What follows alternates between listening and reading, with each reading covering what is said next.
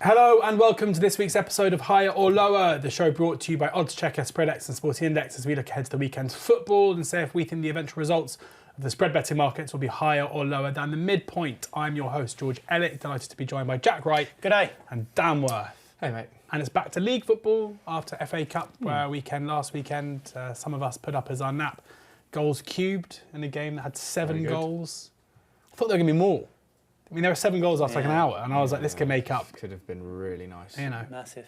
1,000. I think it was like a 300-point winner. Yeah. We can't really turn your nose up. We don't brag. Right. What? What did you do?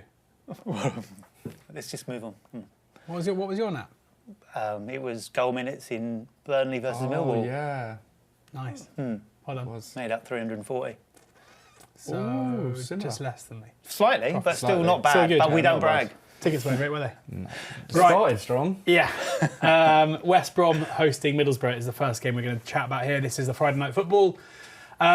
First game in charge for Eric Ramsey, the new West Brom boss, against Kim Hellberg, who's been in post now for a couple of months? That's 6 long weeks? term in the Championship. Though, Yeah, for Middlesbrough. Total goals is the mark we're looking at here. Sell price 2.4 with spread X, the buy price 2.6. So higher is 3 or more goals, lower is 2 or fewer. 3, 2, 1. Standard is what normally happens, isn't it? I go lower on these ones. And we go higher. Yeah, and you're normally right, to be fair, like last week. This could well be goalsy. I'm just going with a little bit of a gut shot here.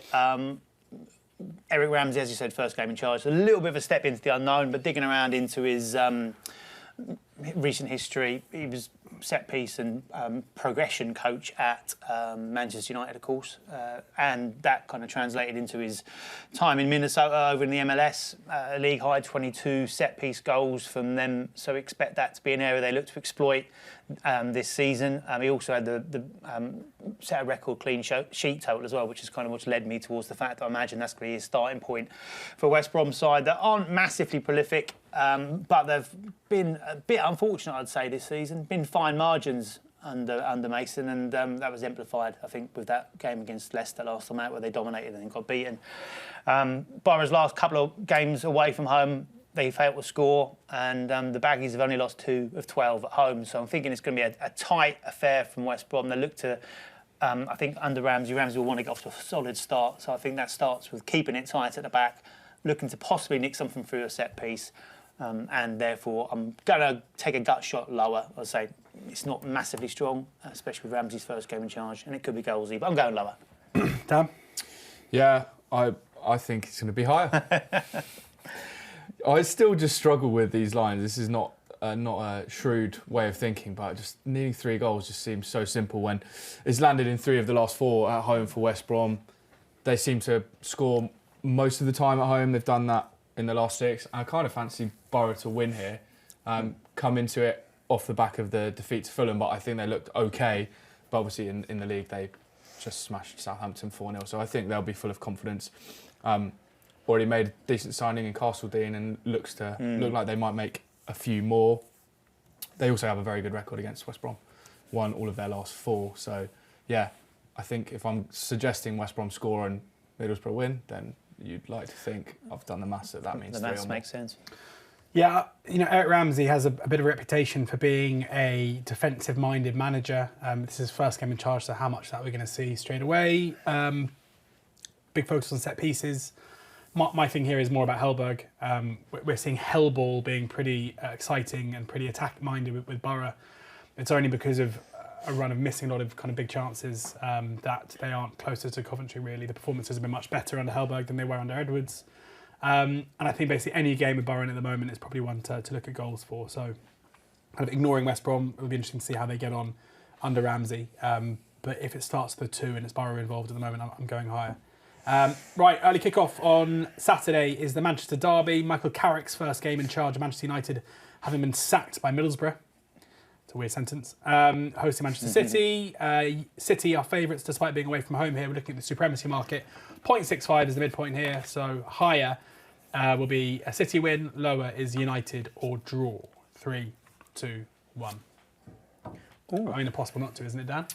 Yeah, but this is the kind of game that Man United we'll all say this. If Ollie was in charge, there's no way United can win this, and then Carrick will pull the rabbit out of the hat, and United will scrape a small win. But yeah, I just can't look past recent form. The fact that Man United are pretty poor, they don't know what they're doing with managerial appointments, X, Y, Z. There's just so many issues at United that for City to just need to win here, I think it seems the play. Both of these teams, though, have drawn a lot of games recently. So that part does scare me slightly. I think they've both drawn their last 3. So obviously if it's a draw, then we would all lose. But City unbeaten in 9 league games. I just think they're too good for Man United. Haaland has a ridiculous record against Man United. I think he scored 8 goals in 6 games in the league. And they've obviously picked up Semenyo, who has hit the ground running. They've got so many good attackers. And United are not very good defensively. So I think City to win here is the play, as you both suggest. Yeah, I agree. I think United have looked pretty poor in the 2 games since Amorim has left. They moved to the back 4. Pretty not surprising, given they've recruited to play with a 3, even though I know it wasn't very popular with United fans. I think it's going to take some time. With Carrick, who knows? It's hard to make a case for this being a positive appointment in the short term, especially when he's up against Pep Guardiola in his first game. City looking really strong at the moment, put 10 past Exeter obviously in the cup, but also went away to Newcastle in a semi-final first leg where, as the away team, winning isn't necessarily the be all and end all, and they won by 2-0 and obviously had that disallowed goal as well, controversial. I think they'll win this fairly comfortably, and I can't really make a case for why. Obviously United or a draw. United might win it or a draw might come about, but in terms of balance of probability, I can't really see how you can make a case for that being likelier than a City win. Jack? Yeah, I agree, and I think City are stronger on the road at the moment, away from home, than they are. Telex to that. Sorry, well, yeah, in the league, we'll say. Won 5 of the last 6 away games, and I think they are leaning a little bit toward, certainly willing to play more of a counter-attacking style, so when they've got the opportunity to do that, and I think with the addition of Semenyo, that adds to that threat, that pace, that power. And I think the general trend for Carrick is he likes his wing-backs to get pushed quite high up, so that could leave a lot of space in behind, and that's very dangerous, of course, with Doku and Semenyo on either flank, possibly that, but when you look at, say, Haaland, Doku, Semenyo, Cherki, Foden, Reinders, the list goes on really as far as that options are concerned there. So yeah, I have got to take City here as a win, although as I say, you're stepping a bit into the unknown with the Manchester United performance anyway, especially with a new man at the helm. Yeah, good stuff. Right, third game on the card this week is Nottingham Forest hosting Arsenal. Total goal minutes is the marker we're looking at here. 134 to sell, 144 to buy. So 139 is the midpoint. Producer Dan, not 149 as is on the script. So that might change things a little bit. Certainly doesn't in my mind now. 139, the midpoint here, for total cumulative minutes in which the goals are scored within the game. 3, 2, 1. Yeah, Arsenal definitely not the defensive unit they once were this season. There's no denying that. Keeping clean sheets for fun. There was talk about them breaking Chelsea's record early in the campaign. They are now conceding goals ever since the injuries that we saw early in the campaign. Even though Gabriel now back, for whatever reason they aren't posting the same kind of defensive numbers that was seen again in midweek against Chelsea. However, Forest just look way off it to me. They started relatively well under Dyche and got enough points on the board to move themselves away from the bottom 3. But right now, I think they look like one of the worst 3 teams in the league. They had the win over West Ham. But West Ham probably arguably should have kept taken the lead there to make it 2-1, and it was a dubious penalty later on that got them the 3 points. I'm not impressed at all with how they're playing. If you look at the game against Villa, they lost a couple of weeks ago. They just sat incredibly deep and didn't really offer any attacking threat. I think this will be the same. I think they'll sit off Arsenal. Arsenal have a lot of the ball. I don't think they'll really lay a glove on them. So I'm basically putting Forest in for very, very little in this 139. And therefore, will Arsenal run riot, or will it be a relatively low-scoring win? I'm going to go the latter here because I think Forest's defensive shape is probably good enough to make sure it isn't a landslide. So I'm going lower. Jack, why are you going higher? Yeah, I just feel there is enough doubt for me that Arsenal can keep a clean sheet, but I think they're going to win. So on that basis, I am expecting 3 goals in the game, and there is a chance also that Arsenal, I think, can go there. And you then said run riot. They can do that because I think they've got so much competition for those places at the top end of the pitch. both flanks. Eze's not even getting a look in at the moment. Gorkrez obviously scored in midweek, which will give him a confidence boost, albeit from a yard, but his performance was certainly a lot better. The basics of it is that you've seen both teams to score in 6 of the last 7 for Arsenal. So if that trend does continue, Forest were woeful against Villa. They were pretty poor against West Ham and were fortunate, and they were absolutely atrocious against Wrexham for much of that game, conceding plenty of goals in the FA Cup. They seemed to find a way to score a goal, but for me, I just feel that there is the ability for there to be goals and even late goals in this as well, which will obviously help with a relatively low line, given how much better Arsenal are than Forest. Dan? Yeah, I think 3 is the magic number for me as well. I think there's going to be 3 or more goals here, which is why I'd have to go higher. I think we might actually see it play out quite similar to how it did at the Emirates, which made up 157. Forest will hold Arsenal out for half an hour, 35 minutes. Arsenal will go front just before half-time and then hopefully come out and bag a couple more. As you've both said as well, though, they are conceding now, so I'm not writing off a Forest goal. Forest have conceded more than once, more often than not at home in the league this season, so I think Arsenal scoring 2 or more here is probably quite on the cards. They've conceded more than once against West Ham, Chelsea, United, Brighton, City and Everton. And Arsenal haven't had any issues scoring goals away from home, 10 in their last 3 in all competitions. So hopefully it's goalsy and late ones if possible. All right. Wolves hosting Newcastle now.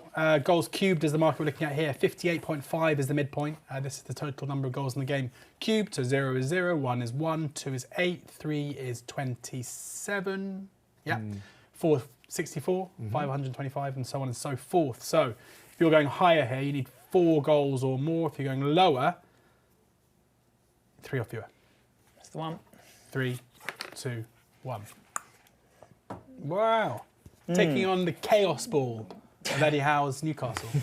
I am, I think Wolves have been more competitive, or they have been more competitive. I think this is a really tough game for Newcastle. I'm going to say it right now. 100%. I think if you're looking at fixed odds with spread X, and I think that the handicap lines here and anything around that, I'd be going more pro Wolves than I would be pro Newcastle, because they've been more competitive in the last few games. They're unbeaten in the last 4 across all competitions. I think that, although you're looking at it being against Shrewsbury, that result in the FA Cup is a big confidence boost, because they scored 6 goals and they were never in doubt of winning that. And people would maybe looking at that going, potential banana skin, cliche, but they absolutely were no doubt of winning that game at all. So 10 Premier League games in charge for Rob Edwards now. This has gone lower in 9 of those games, which means they have kept it tighter. They are showing signs in forward areas, but not looking like they're going to be prolific. And I just think a lot of this is based down to the fact that Newcastle, for me, look really tired. And they had a tough game in midweek against Manchester City, where they weren't their normal selves at home, and they've got a really poor record on the road as well. So I think that the likes of Bruno Guimaraes came off at the end of that game. He looked really, really tired. Tonali didn't start. They're rotating that middle 3 because of the energy they put into the game. They've only got 4 fit centre-backs as well. And it's not quite clicking in the forward areas so much. So Voltemada's had a couple of sort of sticky games, and Viss has missed a couple of big chances as well. So for me, I'm going to go with the fact that this could be a low scorer, and I think Wolves might get a positive result out of it as well. Yeah, it seems to me like Rob Edwards, has improved Wolves massively in the last couple of weeks. And the way that he's doing that is by getting them on the front foot. This isn't a Wolves, this isn't like an attempt for a great escape off the back of sitting incredibly deep and keeping clean sheets. He's trying to get what now looks like a relatively good attacking group of players, like Matheus Mane, obviously the one that's really kind of catching the headlines, performing. As you say, putting 6 past Shrewsbury does that. If you look at Wolves at home this season, we've had a 4-0 against City, a 3-2 at home against West Ham in the Cup, a 4-3 defeat against Chelsea in the Cup. We've had quite a few games at home. There's a 4-1 defeat against United as well, they were terrible in that game, but they lost at 4-1. We have a few games here that have already gone over. And then even the 3-0 win against West Ham, where they were 3-0 up at half-time, like against a team more competent going forward, that could have been any score. Watching that Leeds game last week, where it was just probably the most open game of football I've basically ever seen in my whole life, where both teams were just attacking and just trading blows and didn't seem to have any interest in a defensive shape. I think this could descend into that. I think whichever team gets a goal here, neither team is going to sit on that lead. So with goals cubed, I think it's not necessarily a case of like, is this a game where it's going to go over 2.5 or over 3? It's like, is this a game that could end up being really high scoring? And that's what you've got to look for. And I think this is definitely one of those. And Newcastle generally are a side where we see that happen quite regularly at the moment. So yeah, I'm going over. Dan? Yeah, I think you covered it really. Thank you. It was the Wolves home games that really swung it for me. 4 or more landing in 8 of 14 at Molineux this season. Like, I like those odds. And yeah, Newcastle, as you mentioned at the very top, are just all over the place. Goals both ends. So hopefully we see that again here. Okay, 2 more games before we get to our naps. Aston Villa hosting Everton. Next up, first match goal is the market here, 34 to sell, 37 to buy, 35.5 is the midpoint. This is the time that the first goal is scored, so lower is a goal inside the first 35 minutes. Higher will be 0-0 after that time. 3, 2, 1. All agree it's going to be 0-0 after 35 minutes. Why is that, Dan? Well, I can keep this very short. Okay. Villa's average time of first goal scored, 44th minute. Everton's 37th minute. Both of the averages are above this line. I've gone above this line. Okay. Zach? Yeah, and drilling into home and away, that kind of flips around, but similar, 37.9 for Villa and 41.1 for Everton. And I just think Everton will be very wary, very fearful of Villa at home, who are an absolute machine. They've got an incredible home record. You know what David Moyes is like. I think he's going to look to try and keep this very very for as long as possible, try and nick something, and that will mean that Villa don't tend to stop massively quickly. They do tend to score their goals later on, even in the first half. They've scored a couple bang on 45 recently, so I think we might see a very similar trend to that. Yeah, agreed entirely. We can all see how this game plays out. Everton are just going to sit and soak. And it took Villa a while to break down Forest when they did that the other day. I think it'll take them a while to break them down here. I think they will break them down, but when it comes, I think we'll be later on in the game. So yeah, I'm in agreement there. Finally, the Monday Night Football is Brighton hosting Bournemouth. Total goals, the market here, 3.2 to sell, 3.4 to buy, so 3.3 is the midpoint. Higher, it would be 4 goals or more. Lower, 3 or fewer. 3, 2, 1. Oh, what are you? Hey? Generally stunned. Yeah. What's happened? Don't know, I just feel like You Bournemouth wanna be games edgy. have been really wild recently. So you're... Yeah. And Oh I think it's my- unsustainable. I'm so proud of you. Yeah, I don't know, Monday night it's going to be You're- dark. No, I don't really have it, I just... The biggest zigger is finally zagging. I Yeah. can't believe it. Yeah, It's going to be dark, did you say? it's going to be very dark Monday, it might even be cold. So lack of goals. What's that got to do with anything? It's just a joke we used to make, isn't it? But yeah, I just think like games have been carnage. Like Bournemouth games, I've got it here, but like 5 of the last 5 have gone over this line. I don't think that can continue, and I just think this might be tighter than both of you suggest and the recent form of both teams suggest. Also, the last 3 matches between these two sides have ended 2-1, so that'll be a very small win for me. And Hire has only landed once in the last 6 between them, so I'm hoping That sounds unsustainable to me. Yeah, well, mate, look at Bournemouth's results. That can't continue. It doesn't have to. 4 goals is fine. 2 ridiculously attacking teams, both with a really aggressive out of possession mentality. Like it just screams goals at me. 2 teams with like not massive or basically very little jeopardy in terms of what they're going to achieve this season. It's just a case of finishing as high as they possibly can and trying to fight into Europe. But it's not relegation. It's not title. It's just a really good fun game between 2 sides that'll throw everything at each other. This is the most auto high I think I've ever seen. Agree, yeah. Isn't this like probably the best Monday night football that you can get? It's just like that one you go, Monday night, what's on? Oh, but yeah, Brighton, Bournemouth, this is going to be incredible. My first 2 words on my page that I wrote are screams goals, which you've just exactly said. So that's exactly how I see it. Brighton have only failed to score 1 at home. As you said, Bournemouth's away games, 47 goals in 10. And when they go over 2.5, they then go over 3.5. All bar 1 have gone over 2.5. But then all bar 1 have also then gone over 3.5 away from home. And like I say, is that unsustainable? Is that just how they are?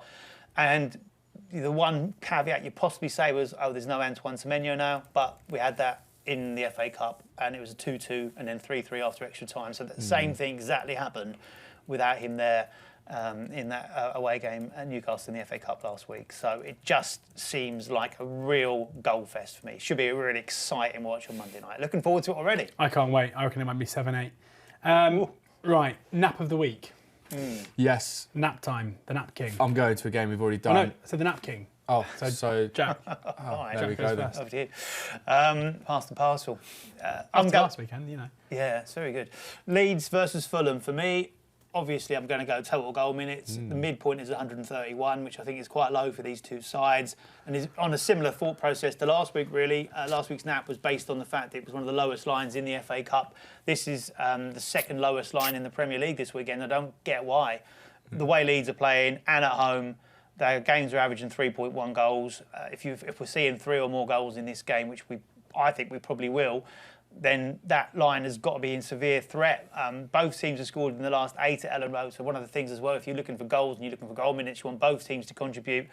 Fulham are both teams to score type of side as well. And I just feel, again, this is a Saturday at 3 o'clock, which is very rare for Leeds games. They don't tend to get that slot. So I think the crowd will be out for it even more than normal. And a big atmosphere. They're really performing extremely well, and the fact they bounced back from that defeat in that crazy game against Newcastle with a really very good win at Derby in the FA Cup will breed that confidence. And then Dominic Calvert-Lewin, at the minute, they've got one of the informed strikers in the league. Great to see him back to somewhere near his best. So I'm expecting goals in this. So a line of 131 for me is very much a one-on-one attack, so higher. Good stuff. Dan, what's your nap? I'm going Nottingham Forest Arsenal above headed goal minutes at 35.5. Everyone knows that Arsenal are quite good at set pieces. Yeah. They've also added a throwing coach recently, I think, which will hopefully help with that because everyone's doing long throws now. But both sides rank really highly for headed attempts on goal. Arsenal have scored the most headed goals, as everyone already knows. Forest have conceded 11 goals from set pieces, which is one of the highest in the league. And again, no surprise, Arsenal have scored the most.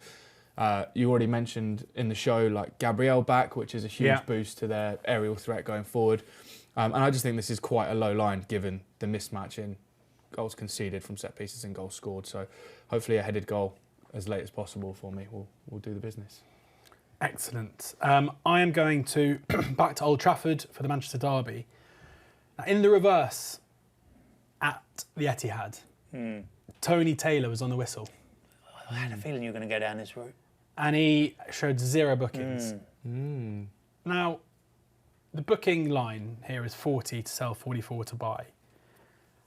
And even I'm going to mitigate my nap here by saying, if you follow this in, go on oddschecker, find the best price for 0 bookings and back 0 bookings because as a hedge, because he's got previous for this Taylor. Like he's 3 times this season already, he showed 0 bookings. Once in that City United game, once in PSV against Union Saint-Gilloise, and once in Fulham Arsenal. And it's been a while since he's done it. And he did a lot last season. If you bet Anthony Taylor games 0 bookings, you will make money over time because it's priced wrong. But in this sense, because I think there were 0 bookings in the last one, like 40-44 is low for Manchester Derby. And there is also an element here where in Derby games, I'm pretty convinced if you look at bookings, if it's the favourite, like the dominant team are playing at home, it's way more likely to be fewer cards because game state basically suggests that once they go ahead, the game often kind of fizzles out into nothing. We saw Chelsea Arsenal. I mean, we saw it last night. There were 80 cards there. Sorry, it made up 80, I think, last night under a different referee. But Anthony Taylor refereed the Stamford Bridge League game, and there were 7 yellows and a red. And again, that's another case of Chelsea, the underdog, being the host in that game and therefore getting more heated. Carrick in charge, like the atmosphere at Old Trafford will be very, very different to what it has been under Ruben Amorim in terms of not necessarily being frustrated with the manager, but supporting a new manager. Carrick, someone who's played a lot of these games before. City are cardsy, like it's quite rare for a team to be as good as they are and see as many cards as they do. But even against Newcastle away from home in the Carabao Cup, they were shown 4 bookings. Newcastle showing 4 bookings as well, with your mate Chris Kavanagh on the whistle. I'm going to look at cross bookings here. Which is home team times away team booking points, which is 430 to sell, 500 to buy. So what is that? 475 being the midpoint. I just think because of what happened in the first game, it's driven this price lower. Whereas there's every chance this could descend into a really heated clash between 2 clubs that absolutely hate each other. But as I say, I would definitely have a saver on the under 0.5. To go alongside that because it does feel like sometimes Tony makes a decision to keep his cards in his pocket, and he did that in the first leg. So yeah, that's the way I'm playing this one. So fixed odds, it's weird to put up two things that are completely opposite, but given how big a price the under 0.5 will be, you can basically cover off both. There you have it. The end of this week's episode of Higher or Lower, brought to you by SpreadX Sporting Index. An odds checker. If you haven't got a Sporting Index or a SpreadX account, you can click in the link in the show description. You can sign up for an account there. Please make sure you read the terms and the risks of spread betting, and remember that losses can exceed your initial deposit. Odds checker have you covered for all your fixed odds betting needs, and WhoScored.com have all the stats to inform your football betting. Thank you very much, Jack. Thank you, George. Thank you, Dan. Thanks, George. We'll be back again next week, but in the meantime, enjoy the weekend's football, and please ensure that you gamble responsibly.